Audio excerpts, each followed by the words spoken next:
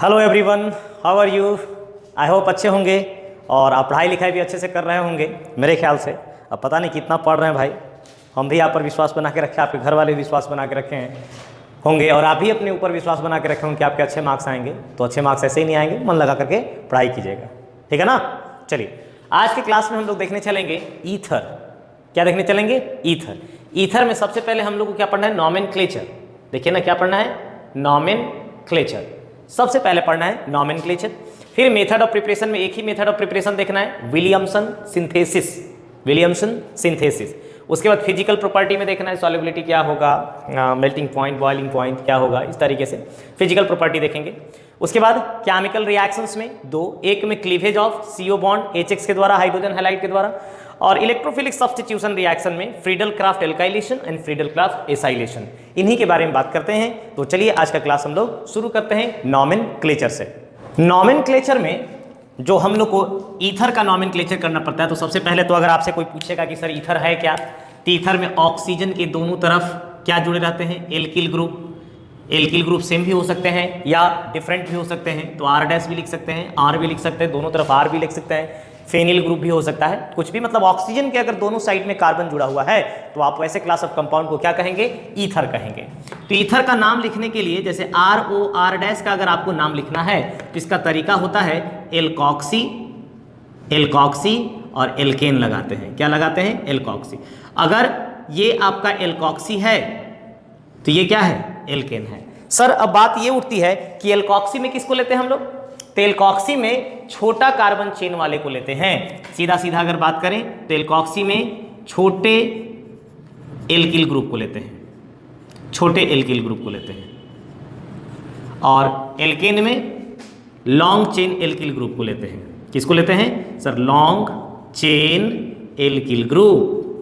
Long chain alkyl group में हम लोग, sorry, long chain alkyl group को हम लोग किसमें लिखते हैं? एल्केन में।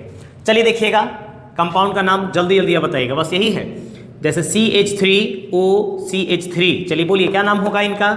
इसको चल जाइए एल्कॉक्सी में, तो एल्किल की जगह पर मेथिल है तो क्या हो जाएगा सर? मेथॉक्सी। क्या होगा? मेथॉक्सी। और एक कार्बन का एल्केन क्या कहलाएगा? Methane. What is the name? Methoxy methane. अगला देखिए तो CH3OCH2CH3, ठीक है। अब देखिए ये लंबा चेन आपका हो गया, ये एल्केन, मतलब ये आएगा इस बार एल्कॉक्सी में, तो नाम क्या होगा इसका सर? मेथॉक्सी। और दो कार्बन का चेन क्या होता है? ईथेन, तो मेथॉक्सी ईथेन। उसके बाद आ जाइए अगले क्लास ऑफ कंपाउंड में देखते हैं। मान लीजिए कि CH3 है, CH2 है और O है, और ये क्या है? CH2 और ये CH3। अब इधर भी एथिल, इधर भी एथिल, तो किसी एक को ले लीजिए ईथेन और इसको ले लीजिए एथॉक्सी। नाम क्या होगा boss? Sir ethoxy ethane, ethoxy ethane, ठीक है। उसी तरीके से अगर हम इधर प्रोपेन लगा देते, उधर ईथेन लगा देते, तो प्रोपेन मेरा चेन बनता, पेरेंट चेन, नाम होता एथॉक्सी प्रोपेन। ये हुआ IUPAC नेम। कभी कभी साधारण नाम भी यूज करना पड़ता है। ये देखिए एथिल ग्रुप और एथिल ग्रुप, कितने एथिल मेथिल ग्रुप है? सॉरी एथिल कह रहे, methyl methyl, sir di methyl, क्या कहेंगे? दो गो हैं तो डाई मेथिल, डाई मेथिल, और लास्ट में क्या वर्ड लगाते हैं हम लोग? ईथर। इसका लिखना होता तो this is methyl and this is ethyl. पहले ई आता है कि पहले एम आता है? तो सर ई आता है, तो आपको क्या लिखना है? पहले एथिल एंड देन मेथिल। अगर अलग अलग होंगे तो एथिल, मेथिल, और इस ऑक्सीजन के लिए क्या लगाएंगे आप? ईथर लगाएंगे। सेम वे में अगर आपको इसका नाम, साधारण नाम लिखना होगा, जनरल नेम, तो क्या है? एथिल और एथिल, क्या नाम होगा? Die ethyl. क्या नाम होगा? Die ethyl. और फिर क्या लगाएंगे? ईथर। तो इस तरीके से आप लोग क्या कर सकते हैं? इनका नॉमेनक्लेचर कर सकते हैं, ठीक है। तो चलिए आगे हम लोग बढ़ते हैं मेथड ऑफ प्रिपरेशन की तरफ, जिसमें विलियमसन सिंथेसिस मेथड हम लोग को देखना है। विलियमसन सिंथेसिस मेथड जो है एक तरह का कह सकते हैं कि सर ये लैबोरेटरी मेथड है, एक अच्छा लैबोरेटरी मेथड है ईथर के ईथर बनाने के लिए। और इस मेथड के द्वारा हम दोनों तरह के ईथर बना सकते हैं। सिमेट्रिकल ईथर भी बना सकते हैं और unsymmetrical ether. Sir what is symmetrical and unsymmetrical ether? तो अगर ऑक्सीजन के दोनों साइड में सेम एल्किल ग्रुप है तो सिमेट्रिकल है, और अगर ऑक्सीजन के दोनों साइड में डिफरेंट एल्किल ग्रुप है तो ईथर कैसा है? अनसिमेट्रिकल ईथर है। इसमें हम लोग क्या लेते हैं? एल्किल हैलाइड या हैलो एल्केन, जो कि फर्स्ट चैप्टर में हम लोग पढ़े थे। और क्या लेंगे, सोडियम एल्कोक्साइड। क्या लेंगे, सोडियम एल्कोक्साइड। क्या बनेगा, ईथर और सोडियम हैलाइड बन जाएगा। जैसे RX plus R prime ONA अगर आप लेते हैं तो Na और X मिलकर के सोडियम हैलाइड बनाएंगे और RO के साथ ये R प्राइम O के साथ R जुड़ जाएगा, RO R प्राइम होगा। जैसे एग्जाम्पल देखिए, R की जगह CH3CH2 और X के जगह पर आयोडीन ले लिया है हमने। R प्राइम की जगह पर भी हम लोग CH3CH2 और इधर ONA, इसका नाम है सोडियम एथॉक्साइड और इसका नाम है एथिल आयोडाइड। सोडियम और आयोडीन मिल करके क्या बनाएंगे, सोडियम आयोडाइड का फॉर्मेशन करेंगे। अब कौन बचा, CH3CH2O के साथ कौन जुड़ेगा, CH2CH3, तो क्या बनेगा, देखिए एथिल ग्रुप, दो एथिल ग्रुप तो डाई एथिल क्या बनेगा, ईथर। या फिर अगर एल्कोक्सी एल्केन में नाम लिखेंगे तो ये देखिए एथॉक्सी और क्या बनेगा, ईथेन बनेगा। चलिए आइए इनका थोड़ा सा मैकेनिज्म आपको हम लोग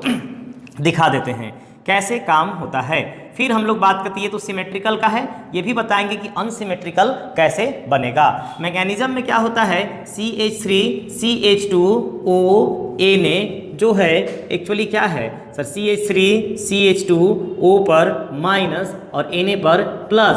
सर सोडियम क्या है, मेटल इलेक्ट्रॉन दे देता है और बाहर निकल जाता है।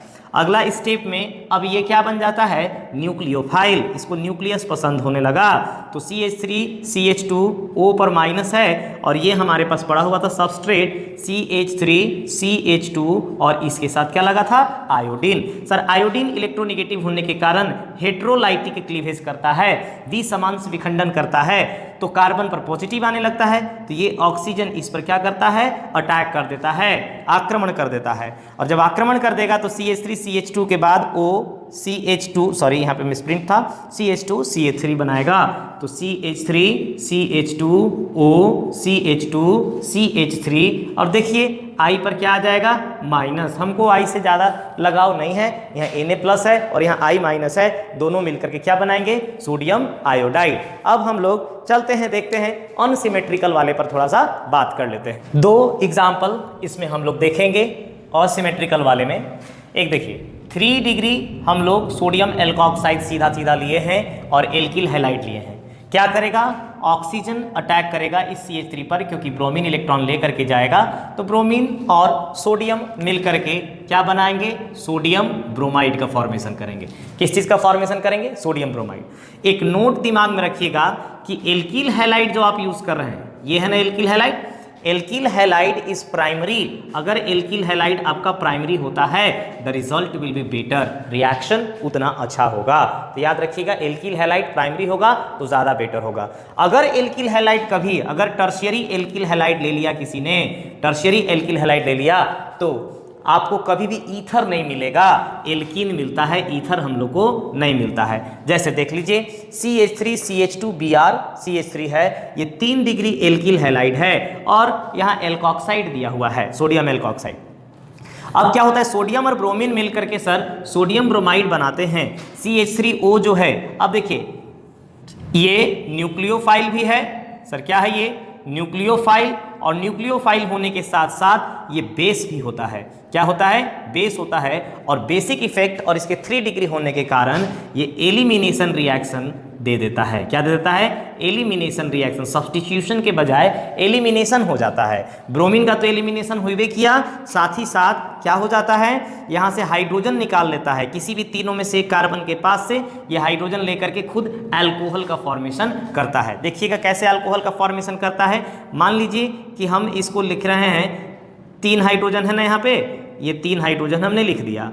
क्या होता है, ब्रोमीन जब इलेक्ट्रॉन पेयर विड्रॉ करता है तो कार्बन पर आ जाता है प्लस, तो कार्बन को ये लोग खुद मदद बगल वाले कार्बन करने के लिए हाइड्रोजन को यहाँ से निकाल देते हैं H प्लस को, और H प्लस को कौन एक्सेप्ट कर लेता है, CH3O माइनस, जो कि कैसा काम कर रहा है, बेस के जैसा काम करता है। तो देखिए क्या बनेगा, CH3C double bond CH2, CH3C double bond CH2 और इस बीच वाले कार्बन के साथ एक एल्किल ग्रुप और है मेथिल, तो ये प्रोडक्ट बनेगा, अल्कोहल बनेगा और साथ ही साथ क्या बनेगा, सोडियम ब्रोमाइड। तो याद रखिएगा जो एल्किल हैलाइड है हमारा, अगर प्राइमरी रहेगा तो बहुत बढ़िया शानदार प्रोडक्ट आपको मिलेगा और ईथर मिलेगा। अगर कहीं गलती से आपने टर्शियरी दे दिया है एग्जाम में तो वहाँ पे जनरल ट्रेंड में मत चले जाइएगा कि सोडियम और ब्रोमीन को निकाल के सोडियम ब्रोमाइड बना दिया और डायरेक्ट इसके साथ OCH3 जोड़ दिया। भीड़ के पीछे नहीं जाना है, फिर हम लोग का नंबर कैसे अच्छा आएगा। सब काम जो बच्चे, सारे बच्चे जो काम करेंगे वही काम हम लोग करेंगे तो मज़ा नहीं आने वाला है बॉस। ठीक है, चलिए, तो यही था हमारा विलियमसन सिंथेसिस मेथड में। आगे चलते हम लोग देखने physical properties. These are the physical properties of ethers. Ethers are colourless volatile liquid, इनके पास कोई कलर नहीं होता है और ये वोलेटाइल नेचर के होते हैं। वोलेटाइल नेचर कहने का मतलब है कि गैसियस स्टेट में चले जाते हैं। दूसरा चीज, CO बॉन्ड इज पोलर, जो ईथर में कार्बन और ऑक्सीजन के बीच का, क्यों सर, इसकी इलेक्ट्रोनेगेटिविटी कम है और इसकी इलेक्ट्रोनेगेटिविटी हाई है। इस पर पार्शियल नेगेटिव और इस पर पार्शियल पॉजिटिव रहता है और कैसा बॉन्ड का फॉर्मेशन करते हैं, पोलर। ये इस तरीके से इधर से कार्बन जुड़ा रहता है, इधर से कार्बन जुड़ा रहता है। भाई यहाँ पे 2 लोन पेयर होते हैं कार्बन के पास, ऑक्सीजन के पास, तो एंगुलर शेप आ जाता है इनके पास, लगभग 118 डिग्री के आसपास एंगल होता है ये। अब बताइए, ये पर positive negative positive negative. Chemistry में डाइपोल मोमेंट का डायरेक्शन पॉजिटिव से निगेटिव होता है, इधर पॉजिटिव से निगेटिव होगा। ये दोनों डाइपोल मोमेंट जोड़ करके एक नेट डाइपोल मोमेंट देते हैं जो इनके बीच से जाता है। तो ईथर है डाइपोल मोमेंट, ईथर के पास क्या होता है, डाइपोल मोमेंट होता है। अब नहीं मतलब ईथर डाइपोल है। बॉइलिंग पॉइंट, तो इसका जो बॉइलिंग पॉइंट होता है lower than isomeric alcohol due to absence of H bond. Ether जो है कभी भी, क्योंकि ऑक्सीजन एक ईथर में और दूसरे ईथर में, जो भी ईथर का अपना मिक्सचर होगा, इनके बीच में कभी हाइड्रोजन बॉन्ड का केस नहीं आता है, क्योंकि हाइड्रोजन बॉन्ड ऑक्सीजन के साथ इलेक्ट्रोनेगेटिव एलिमेंट के साथ जुड़ा हुआ नहीं रहता है। अब जब बात करेंगे क्लोज टू, जबकि अल्कोहल में ऐसा होता है, याद रख लीजिएगा। ये देखिए अल्कोहल में ROH और दूसरे वाले के H के साथ, मान लीजिए ये OR, तो ये हाइड्रोजन और ये ऑक्सीजन क्या बना लेते हैं, हाइड्रोजन बॉन्ड का फॉर्मेशन कर लेते हैं और इनको बॉयल कराने के लिए हमको ज़्यादा टेम्परेचर की आवश्यकता होती है। Close to that of alkane having comparable weight. अगर ईथर एक ले लीजिए और एक एल्केन ले लीजिए जिनका वेट कंपेरेबल है, तो उनका जो बॉइलिंग पॉइंट है क्लोज होता है, आसपास होता है, लगभग सेम होता है। आगे चलते हैं सॉल्युबिलिटी पर। सॉल्युबिलिटी की बात अगर करेंगे तो अल्कोहल और ईथर दोनों का सॉल्युबिलिटी कंपेरेबल होते हैं अगर उनका वेट क्या है, लगभग सेम है। ठीक है ना, क्यों, क्योंकि दोनों जो हैं पानी के साथ हाइड्रोजन बॉन्ड का फॉर्मेशन कर सकते हैं। जैसे ये अल्कोहल है H और इधर वाटर है ये, तो ये अल्कोहल का हाइड्रोजन वाटर के ऑक्सीजन के साथ हाइड्रोजन बॉन्ड बना सकता है। उसी तरीके से ईथर अगर आप दिमाग में रखिएगा तो ये ईथर था हमारा R।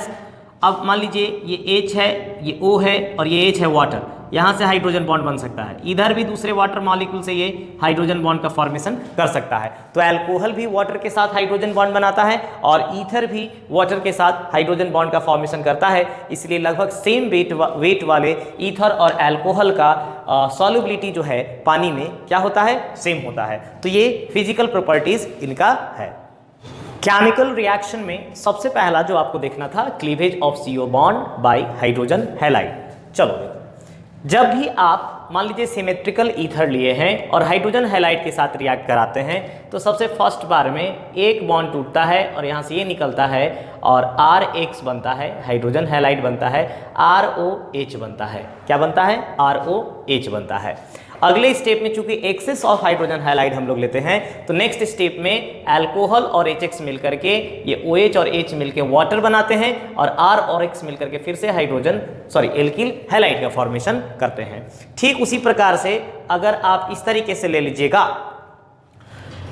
फेनिल ग्रुप या बेंजीन रिंग अटैच्ड है कार्बन के साथ, मतलब ईथर के एक साइड का पार्ट फेनिल है और आप इसको हाइड्रोजन आयोडाइड के साथ ट्रीटमेंट करा रहे हैं, सेम चीज होने वाला है। चूंकि ये वाला बॉन्ड स्ट्रॉन्ग बॉन्ड होता है तो ये नहीं टूटता है, यहाँ से ये बॉन्ड सबसे फर्स्ट स्टेप में टूटता है और R और X मिलके क्या बनाते हैं, RX बनाते हैं और H किसके साथ जुड़ जाता है, O के साथ, और क्या बनता है हमारा, फेनॉल बनता है। चूंकि ये असिमेट्रिकल था इसलिए हम फेनॉल पर इसको रुक जाता है। ये सिमेट्रिकल था, एक्सेस अमाउंट ऑफ HX था, इसलिए प्रोसेस आगे बढ़ रहा था। ये देखिए जब अनसिमेट्रिकल आप लेते हैं तो क्या होगा, कहीं से भी, जैसे ये मान लीजिए ये देखिए R-OH बना सेम मैनर में और R और X आपस में जुड़ गया। रिएक्टिविटी में सबसे ज़्यादा हाईली रिएक्टिव हाइड्रोजन आयोडाइड, उसके बाद HBr और उसके बाद HCl। अब देखिए बच्चे पूछते हैं कि सर इनका एग्जाम्पल बताइए। तो देखिएगा एग्जाम्पल की अगर बात करेंगे, फर्स्ट वाले के एग्जाम्पल की बात करोगे तो क्या बनेगा CH3OCH3। देखो हम लोग ईथर ले लिए, HX लेंगे, एक बार मान लीजिए आप इसको दे दिए HBr दे दिए तो क्या बनाएगा, ये यहाँ पे आपस में CH3OH अल्कोहल बनाएगा, CH3OH अल्कोहल और CH3Br का फॉर्मेशन होगा। साथ में किसका फॉर्मेशन होगा, CH3Br का फॉर्मेशन। और फिर सिमिलर मैनर में एक और HBr दे देंगे, एक्सेस ऑफ HBr होगा तो H2O और एक और CH3Br एल्किल ब्रोमाइड का फॉर्मेशन होगा। ठीक है, इसका एग्जाम्पल सेकेंड वाले का एग्जाम्पल यहाँ देखिए हमने लिख रखा है। ठीक है, एनीसॉल नाम है इसका, कॉमन नेम याद रखिएगा, इंपॉर्टेंट कंपाउंड है। एनीसॉल का रिएक्शन जब आप हाइड्रोजन आयोडाइड के साथ करवाते हैं, किसके साथ, हाइड्रोजन आयोडाइड के साथ करवाते हैं तो ये फिनॉल बनाता है, बन रहा था फिनॉल, और क्या बनाता है, CH3I बनाता है, CH3I बनाता है।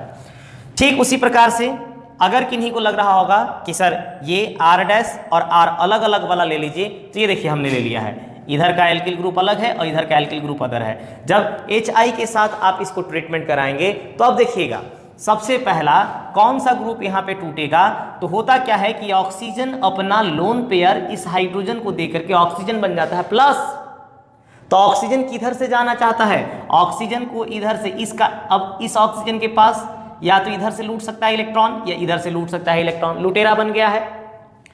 अगर इससे लूटेगा तो इसको स्टेबलाइज करने वाले 3 लोग, और इससे ही लूटेगा तो इसको स्टेबलाइज करने वाले कोई नहीं, इधर 3 डिग्री कार्बोकैटायन बनेगा तो ये ज़्यादा स्टेबल होगा। मतलब जैसे ही ऐसा होगा ये वाला बॉन्ड अपनी तरफ खींच लेगा तो आयोडीन इसके साथ जुड़ जाएगा और अल्कोहल छोटा वाला बनेगा। हायर डिग्री का क्या बनता है, हैलाइड जुड़ता है हायर डिग्री वाले के साथ, और लेसर डिग्री वाले के साथ क्या जुड़ता है, H जुड़ता है, और वो अल्कोहल का फॉर्मेशन होता है। लास्ट रिएक्शन जो आपको पढ़ना है फ्रीडल क्राफ्ट कह सकते हैं इलेक्ट्रोफिलिक सब्स्टिट्यूशन रिएक्शन, जिसमें एल्काइलेशन और एसाइलेशन पढ़ना है। ऊपर में जो हमने लिखा है वो एल्काइलेशन है और नीचे वाला क्या है, एसाइलेशन है। फ्रीडल क्राफ्ट में हमेशा यही होता है, जब आप एल्किल क्लोराइड के साथ रिएक्शन मेथिल क्लोराइड के साथ कराते हैं एल्काइलेशन, और एसिड क्लोराइड के साथ कराते हैं एसाइलेशन फ्रीडल क्राफ्ट में। इलेक्ट्रोफिलिक सब्स्टिट्यूशन रिएक्शन अगर ये देखिए, ये एनीसॉल है, सर ये क्या है, एनीसॉल। थोड़ा ध्यान दीजिएगा, बताया हुआ है आपको, इसलिए इन पर बार बार चर्चा करना बोरिंग भी हो जाता है। देखो क्या होता है, ये लोन पेयर जब इसको डोनेट करता है तो इलेक्ट्रॉन पेयर यहाँ आता है माइनस चार्ज इस जगह पे। जब इलेक्ट्रॉन पेयर यहाँ पहुँचता है तो ये वाला इलेक्ट्रॉन पेयर यहाँ माइनस चार्ज यहाँ, ये माइनस जब यहाँ आता है तो ये इलेक्ट्रॉन पेयर यहाँ माइनस यहाँ। आप देख सकते हैं कि ऑर्थो पोजीशन पर और पारा पोजीशन पर नेगेटिव चार्ज आता है, बताया हुआ है। इसलिए जब भी इलेक्ट्रोफाइल आएंगे, इलेक्ट्रोफाइल मतलब Cl माइनस CH3 प्लस, ये इलेक्ट्रोफाइल है, Cl माइनस ये वाला पर प्लस क्या है, इलेक्ट्रोफाइल है। और इलेक्ट्रोफाइल कहाँ जाएंगे, जहाँ इलेक्ट्रॉन मिलेगा। इलेक्ट्रॉन कहाँ मिलेगा, ऑर्थो पर मिलेगा और पारा पर मिलेगा। तो देखो यहाँ CH3 ऑर्थो के पास जुड़ा है और यहाँ पे पारा के पास जुड़ा है। जहाँ CH3 जुड़ गया तो सर ये वाला क्या है, टॉलुइन, क्या है ये, टॉलुइन। तो 1 और 2 पर क्या है, मेथॉक्सी ग्रुप, नाम होगा 2 मेथॉक्सी टॉलुइन, और इसका नाम हो जाएगा 1 2 3 4 मेथॉक्सी टॉलुइन। उसी तरीके से अगर याद होगा आपको इसका नाम, तो ये है एसीटोफेनोन, क्या है, एसीटोफेनोन। तो 1 और 2 पर मेथॉक्सी है तो 2 मेथॉक्सी एसीटोफेनॉन, और इसका हो जाएगा 1 2 3 एंड दिस इज 4 मेथॉक्सी एसीटोफेनॉन। जो पारा वाला होता है हमारा वो मेजर प्रोडक्ट होता है, और जो ऑर्थो वाला होता है हमारा क्या होता है, माइनर प्रोडक्ट होता है। तो यही हमारा टोटल ईथर के बारे में इतना ही आपको पढ़ना था। This is all about ether. अगला क्लास में हम लोग मिलेंगे एल्डिहाइड, कीटोन, कार्बोक्सिलिक, जिसमें हमारा टारगेट होगा एल्डिहाइड।